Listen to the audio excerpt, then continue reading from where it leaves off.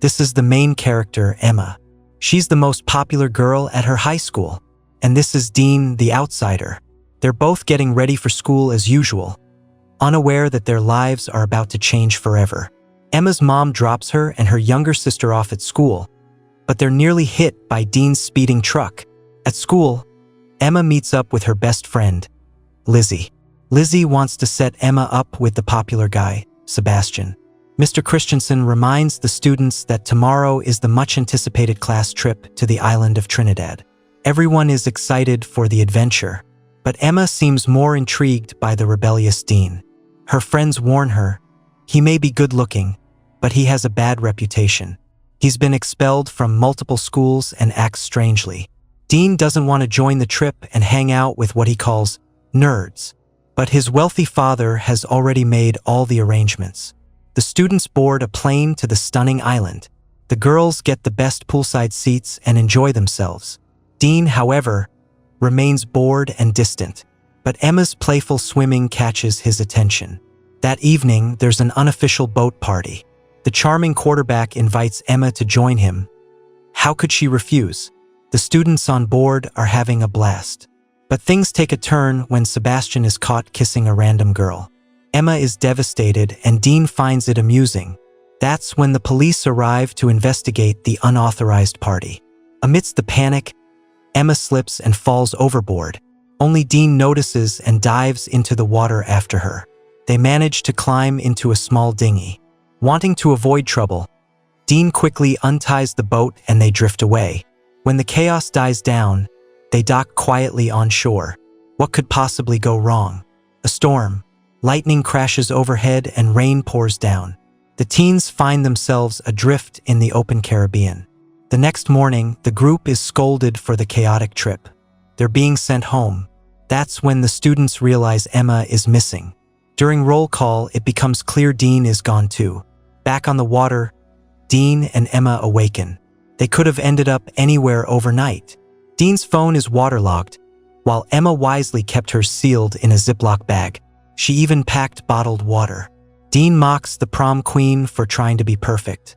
Soon, Emma spots an island in the distance. Dean grabs the single oar and starts rowing. The police question Lizzie about her missing friend. It seems Emma ran away with Dean, but that's not like her at all. Something must have gone wrong. A few hours later, the teens are swept ashore by a massive wave. There's no cell signal. They begin exploring the island. Dean finds a flare gun in the boat and they move inland. Emma is stunned. Surely they'll be rescued soon? Back at school, Dean's father meets with Emma's mom. A teacher informs them both that their children are missing. The parents plan to take the next flight to Trinidad. While trekking through the jungle, Emma picks some colorful berries, but Dean stops her. They're poisonous. In the island's center, they find a gorgeous waterfall. Dean suggests they take a photo, but Emma is more focused on finding a hotel. After several hours of hiking, they reach the island's edge. Still no hotel, no roads, nothing. Could they truly be stranded on a deserted island? On the way back, they discover a cave to shelter from the rain. Dean lights a flame and accidentally disturbs a colony of bats. Terrified, they leap into the lake. Emma quickly realizes she's not cut out for survival in the wild. Returning to the beach, they see that the dinghy has been swept away by the tide. Now all they can do is wait. But by evening, there's still no sign of rescuers. Will they have to spend the night here? Dean gallantly offers Emma the only life jacket as a pillow. Emma then remembers she packed some snacks. It becomes a makeshift romantic dinner under the stars. Later, when Emma gets cold, Dean gives her his shirt.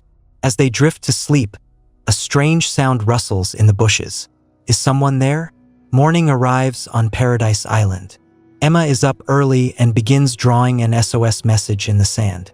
She asks Dean to fetch water, but he goes for a swim first, so carefree unlike Emma's serious nature. Meanwhile, the parents land on Trinidad. Mr. Christensen gives them an update. A dinghy is missing from the yacht. The police are already conducting a search. The families also hire private rescuers.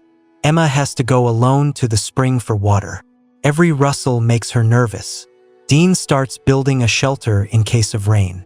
When Emma injures her finger, he gently tends to her wound. A bond starts forming between them. They sip coconut water and snack on the fruit.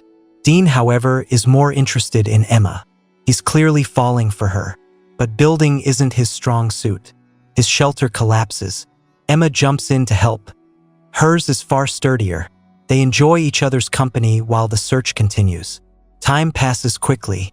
One night, Dean accidentally holds Emma in his sleep, and she doesn't seem to mind.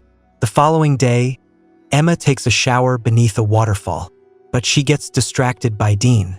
Of course, there's someone in the woods, and Emma asks him to keep watch. But not too closely. The missing teens are already being mentioned on television. But with each passing day, the chances of finding them alive seem slimmer. The police decide to call off the search operation. However, Emma's parents refuse to give up, and Dean's father even hires a helicopter. Emma continues searching for rescuers every day. Then they discover a human skeleton on the beach. Are they really going to die here? But Dean believes they have a better shot at survival because they're together. He kisses Emma, and she doesn't mind. Dean is her only source of comfort on the island. That evening, they sit by the fire, cuddling. But suddenly, Emma bursts into tears. In the heat of her growing affection for Dean, she had almost forgotten they were still stranded on a deserted island. When they're together, everything feels normal. The next morning, Emma can't find Dean anywhere. She hurries into the jungle to look for him. There he is. Dean decided to bury the skeleton. Emma is upset that he didn't inform her beforehand. Dean snaps that they're not soulmates, just two people stuck on this island. Emma is stunned. She stumbles and falls, and Dean is immediately alarmed. He helps her clean her bleeding knee. He then apologizes for his earlier words. Dean confesses he never attended his mother's funeral and decided to make peace with himself by burying a stranger's remains. This moment restores their trust. While swimming in the lake, Dean opens up about his mother's death. He believes he caused it. She was driving him home from practice when he distracted her, and they had an accident. Dean woke up in the hospital 3 days later. His mother didn't survive. Emma insists it wasn't his fault. Her support helps Dean finally forgive himself. He invites her to dance in the rain. He treats her gently and offers her a flower. She rewards him with a kiss. A month after the students vanished, the official search is called off. Only the teens' parents continue to hope for a miracle. Dean's father reflects on nearly losing his company while grieving his wife's death. Maybe it's time to move on. Meanwhile, Emma's mother returns home to take care of her younger daughter. On the island, Emma and Dean are diving. For the first time in their lives, they are genuinely happy. No school, no rules, no nagging parents. But Emma feels it's time they try to leave. Dean says he used to watch Emma at school, but she seemed boring. Only on the island did she become her true self. And Dean, too, has changed and opened up to life. Deep down, they're content here. Dean decides to surprise Emma with flowers. But then he hears the sound of a plane overhead. He rushes to fire the flare gun. But it's missing. Did Emma move it? But her things are gone too: lotion, a bottle, and a few small items. They argue and Emma walks away. But there's no escape from the island. The sea has erased their SOS sign, and with it, their last hope. One day, Dean hears another rustling in the bushes. Curious, he investigates and finds a panther lurking in the jungle. The beast chases him, but Dean manages to outrun it until he trips on a branch and the panther leaps. Emma finds him, knife in hand, over the dead animal. She gently washes the blood from him under the waterfall. Together, they build a new life on the island.